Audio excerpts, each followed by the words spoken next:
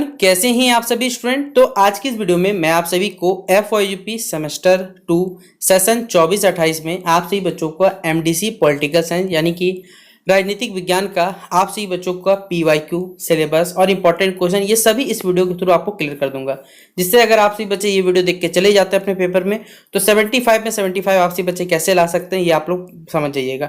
तो चलिए वीडियो को हम लोग शुरू करते हैं। वीडियो पसंद आए तो वीडियो को लाइक करें, चैनल पर न्यू आया सब्सक्राइब करें, बेल आइकन पे क्लिक करें ताकि इसी प्रकार जब भी हमारा न्यू वीडियो आएगा सबसे पहले आपको अपडेट मिल जाएगा। डिस्क्रिप्शन बॉक्स में Telegram, Facebook, Twitter, Insta link available है। आप सही बच्चे हमसे जुड़ना चाहें जुड़ सकते हैं। सबसे पहले सिलेबस की अगर हम लोग बात कर ले तो यूनिट 1 में आपको क्या पढ़ना है, India at the time of independence, यानी कि जब हमारा भारत बेसिकली आज़ाद हो रहा था तो उसके बारे में पढ़ना है, जिसमें आपको जो जूनागढ़, हैदराबाद, गोवा, कश्मीर इसको एकीकृत कैसे किया गया, सरदार वल्लभ भाई पटेल जी का क्या योगदान था ये पढ़ना पड़ेगा। प्लस हमारे भारत में आपको मालूम है कि जितने भी राज्य थे बेसिकली इनमें एक अलग चुल मचा हुआ था कि सबको अलग होने का था, जैसे पश्चिम बंगाल, ये सब बहुत सारे ऐसे राज्य थे। ठीक है, जैसे आपको इतिहास पढ़िएगा तो आपको समझ में आ जाएगा। ठीक है, फिर हमारे पास हमारे भारत का जो संविधान उसके बारे में पढ़ना है, कॉन्स्टिट्यूशनल जो असेंबली का डिबेट चलता था उसके बारे में पढ़ना है, क्या फिलोसफी था हमारे इंडियन कॉन्स्टिट्यूशन को लेकर ये बताना है, क्या क्या डिबेट्स था नेशनल लैंग्वेज पर, नेशनल फ्लैग पर, नेशनल एंथम पर, नेशनल सॉन्ग पर, माइनॉरिटी के राइट्स को लेकर क्या डिबेट्स चले ये भी आपको बताना है।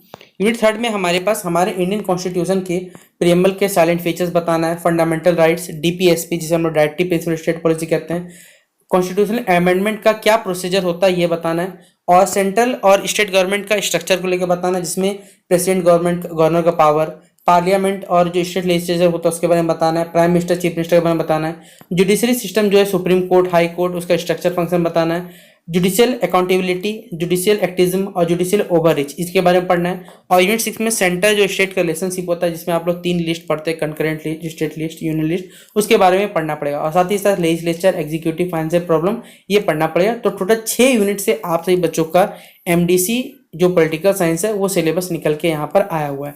अब ये 6 यूनिट से कैसा सवाल पूछा जाता है चलिए सबसे पहले बताते हैं। सिलेबस हमने आपको डिस्कस कर दिया, अब देखते हैं कैसे सवाल आए थे। तो सबसे पहले जो सवाल स्टार्ट यहाँ पर आप देख रहे हैं ये 2024 का सेमेस्टर 1 का सिलेबस, सेमेस्टर 1 का क्वेश्चन पेपर है। और सबसे पहले बता दूं आप सभी बच्चों को यहाँ पर कि सेमेस्टर 1 हो, सेमेस्टर 2 हो, सेमेस्टर 3 हो, तीनों ही सेमेस्टर का MDC क्या रहता है, सेम रहता है, सिलेबस भी सेम रहता है और किसी भी सेमेस्टर 1, 2, 3 क्वेश्चन पेपर से आप पढ़ सकते हैं, इससे कोई दिक्कत नहीं है। तो UG MDC 1 political science, PSC मतलब पॉलिटिकल साइंस बता रहा है। फुल मार्क्स 75 नंबर का होता है, समय 3 घंटे का पेपर होता है। इसमें क्वेश्चन पेपर को 2 भाग में बांटा जाता है, ग्रुप A और group B। Group A 15 number का रहता है, ग्रुप B जो रहता है टोटल 60 नंबर का रहता है। ग्रुप बी जो रहता है उसमें 6 क्वेश्चन में से कोई 4 बनाइएगा और ग्रुप ए में 3 क्वेश्चन रहता है, लेकिन तीनों बनाना कंपलसरी, याद रखिएगा ये बात। अब यहाँ पर राइट हैंड साइड पे आपको नंबर भी दिखे हुए मिलेंगे। जैसे यहाँ पहला सवाल शुरू हो रहा है जो कि MCQ सवाल पूछा हुआ है कि in which year the government of India act was passed, Bharat सरकार अधिनियम कब पास हुआ था ये हमें बताना है। ये 1 नंबर का सवाल पूछा हुआ है। फिर अगला सवाल पूछा हुआ है कि who is called the iron man of India, Bharat के लौह पुरुष के नाम से किन्हें जाना जाता है, ये कमेंट बॉक्स में आपको बताना है। अगला है फ्रीडम ऑफ प्रेस, यानी जो कह सकते हैं हमारे पास जो प्रेस की स्वतंत्रता होती है वो हमारे संविधान के किस आर्टिकल में इनके बारे में जानकारी दिया गई ये बताना है। फिर धारा 370 आपको मालूम है जम्मू कश्मीर, इससे रिलेटेड किस स्टेट से तो बता ही दिया हमने आपको answer. National song of India, यहाँ पर एंथम नहीं बोला, सॉन्ग बताना है। हमारे भारत का राष्ट्रीय गीत किसने लिखा ये आपको बताना है, क्वेश्चन नंबर E के लिए। और अगला क्वेश्चन यहाँ पर देखिए, यहाँ पर क्वेश्चन नंबर 2 जो है यहाँ पर और दिया हुआ है, अगर आप ये लिखना चाहिए लिख सकते हैं, ये लिखना चाहिए, कोई दोनों में से कोई एक लिखिएगा, 5 नंबर मिलेगा।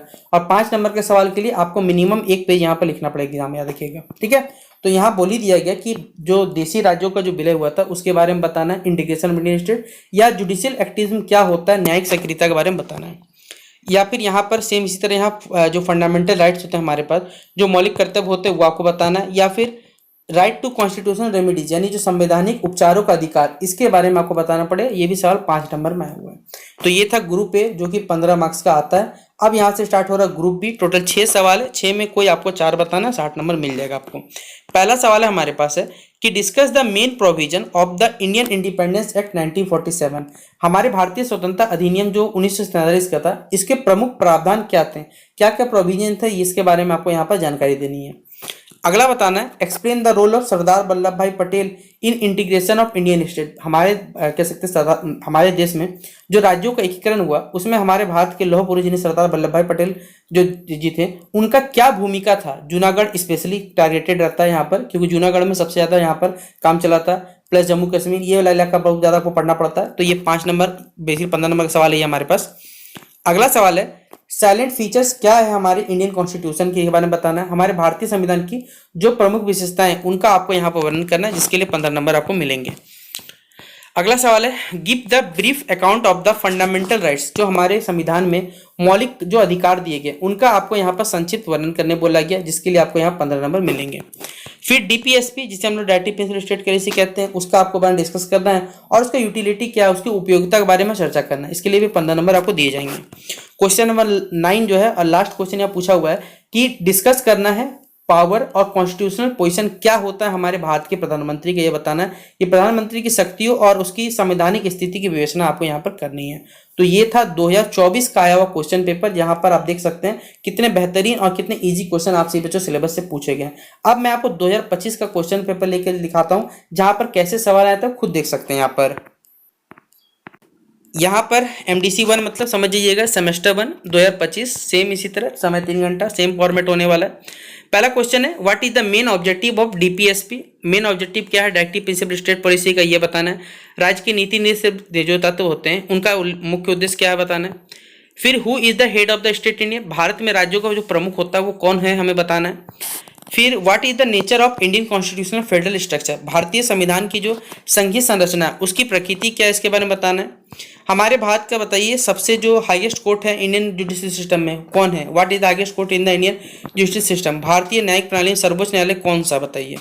फिर गवर्नर का क्या रोल होता है हमारे पास इंडियन फेडरलिज्म में, भारतीय संघवाद में जो राज्यपाल जी की क्या भूमिका है इसके बारे में बताना है। ये 5 MCQ पूछा हुआ है।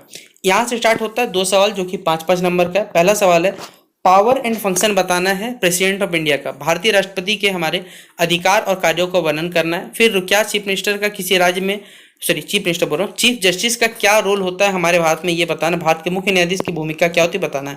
और ये 5 नंबर का है तो 1 पेज लिखना पड़ेगा। ग्रुप बी में 6 सवाल, कोई 4 बनाना है। पहला ही क्वेश्चन है, थोड़ा बड़ा क्वेश्चन पढ़ सकते हैं। Discuss the significance of the integration of Indian state, जो हमारे पास भारतीय राज्यों का एकीकरण हुआ भारत की आज़ादी के बाद, उसके बारे में बताना, उसका क्या महत्व था। और how did the government address the challenge, government को देखिए बहुत सारे यहाँ पर जो प्रिंसिपल स्टेट्स थे बेसिकली उनको एकीकृत करने में बहुत ज़्यादा झमेला हुआ, उसके बारे में बताना है। ये लिखा हुआ सरकारी रियासतों द्वारा प्रस्तुत चुनौतियों का सामना कैसे किया बताना है। अगला स्टेटमेंट बोला हुआ है कि the Indian political system revolves around the, जो इंडियन पॉलिटिकल सिस्टम बेसिकली वो भारत के प्राइम मिनिस्टर के बेसिकली ऑफिस के अराउंड क्या होता है रिवॉल्व करते रहता है। इस स्टेट जो कॉन्टेक्स्ट है इसको लेके आपको क्या करना है, प्राइम मिनिस्टर के रोल और उनके फंक्शंस को लेकर क्या करना है इसके बारे में चर्चा करना है, ये बोला गया है। यही सवाल देखिए हिंदी में वही लिखा हुआ है, आप हिंदी पढ़ लीजिए इंग्लिश पढ़ लीजिए कोई दिक्कत नहीं है। क्वेश्चन नंबर 6 बोला हुआ है what is meant by the fundamental rights, fundamental rights क्या होते हैं, उसका सिग्निफिकेंस क्या होता है और ये हमारे कॉन्स्टिट्यूशन ऑफ इंडिया में इसका क्या इंपॉर्टेंस है ये बताना है। अगला है हमारे पास है क्वेश्चन नंबर 7 में in the light of judicial review discuss the, जो जुडिशियल रिव्यू को अगर हम लोग क्या समझते हैं इसके बारे में बताना है। और क्या सुप्रीम कोर्ट ऑफ इंडिया के क्या पावर और क्या फंक्शन होते हैं इसके बारे में बताना है।